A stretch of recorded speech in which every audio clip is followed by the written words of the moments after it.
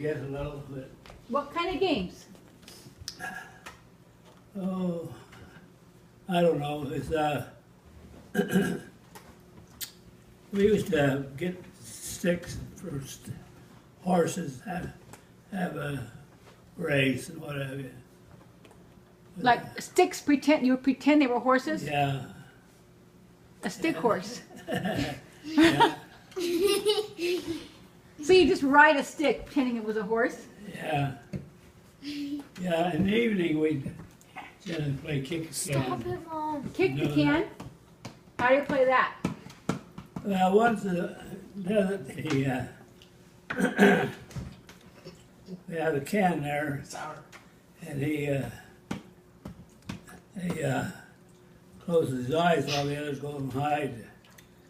And then you sneak up on him when he wants to kick the can away. He has to keep him kicking that can. Or he has to keep doing it. But he has his eyes closed? Huh? But he has his eyes closed? Yeah? Huh. Well, that's hard. No. If the kid in the middle, he has his eyes closed, but he has the can right by No, his feet. no. After he counts so much, then he Opens. let it go Oh. his head. Uh-huh. It's like hide and seek, I guess. Huh. Except you have to be daring and come up and kick the can Yeah. and not have him catch you. Sometimes they have a circle around the can in the dirt. You have to kick the can out of the circle. Huh. So you didn't have fancy toys, did you? Oh no. So you No. used sticks and cans for their toys. Yeah. Yeah. Wow. What did you play with when you were a kid? Okay. When I was a kid, some of the things, we did a lot of imagination games. And my favorite game was, see this tree right there? See how there's one branch that kind of comes almost straight out? Well, in my house where I grew up, there was two trees that came straight out. And so I would sit on one branch, and my friend Ginny Dickinson would sit on the other branch. And it was like two little benches up in the tree. And we would sit there, and we would do this every day. When we got in the tree, we were English. And we would talk with an accent. And we would have a little tea party up in the tree. And we would pretend we were drinking tea. And we would chit and chat about our children and all their problems, all the things they were doing. And we were just like little old English ladies up in the tree. And we would do this every day for weeks and weeks. We would go up into our tea party house. Another thing we would do when I was a kid, believe it or not, my dad, Grandpa Pete, loved to golf. And this is very unsafe. But he would practice his chipping.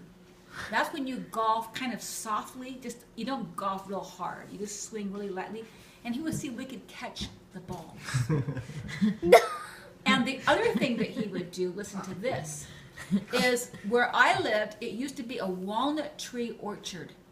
And they cut the walnut trees down to build our house. But they left 3 walnut trees in our yard.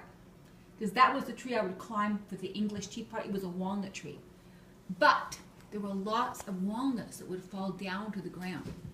Now walnuts, when they fall, they're about this big, the size of a small apple. And they're green. They have a green husk. And if you want to get to the walnut, you have to first take the husk off. It's kind of like a real thick peeling.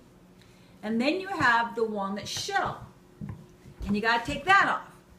And then inside that is the walnut. Well, my dad, Grandpa Pete, he used to golf the walnuts. He practiced, those are his golf balls. Okay. He would practice the golf balls. And we would go out and basically play with Grandpa Pete when he was golfing. And then my dad got into archery. What is art? Oh, yeah. Bow and arrow. And he loved the bow and arrow, but he had one problem. What? He had a hand broken? Nope. Shut yourself. The problem was he liked to practice shooting far away. But we didn't have a very big yard, and it wasn't big enough for him to shoot far away. So guess what he did? He shot it. Nope. He shot up. Let me tell you what he did. He put a bale of hay at the back of our garage. And then it so happened that if you backed up to the back of our garage, then you go into the street. And if you kept backing up, it was the neighbor's garage on the other side of the street.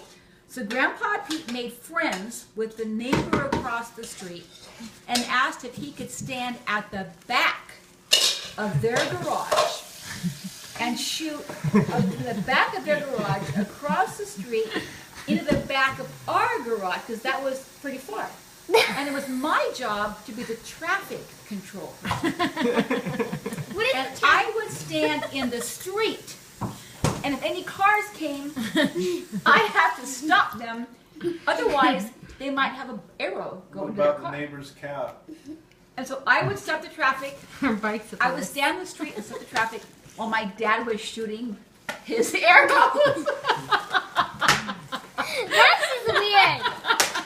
Isn't that funny? Yeah. Mom, That's funny. stop. I have all kinds of funny stories. And then I'll tell you, one day my dad came home with a big sheet of plywood. It's just a big board. It's about as big as this table. And he came home and he painted it green. And he put it on his sawhorses and made a ping pong table. He made his own ping pong table with the board that he painted green, and he put some tape to mark, you know, the lines on it. And so every day he'd come home from work, we would play ping pong. I loved it, and I'm very good at ping pong even now. I'm very good at ping pong because my dad taught me how to play ping pong. Yep. Ping pong. So you don't have to have, what my point is, you don't have to have fancy movies and iPods and all that stuff to have That's fun. because you're not in the car. Well, in the car, we would sing songs Yeah, 'cause that's and just tell you. funny stories. That's you. You It's know, you.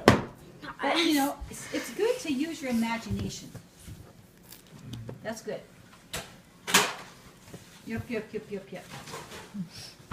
Mm-hmm. Grandpa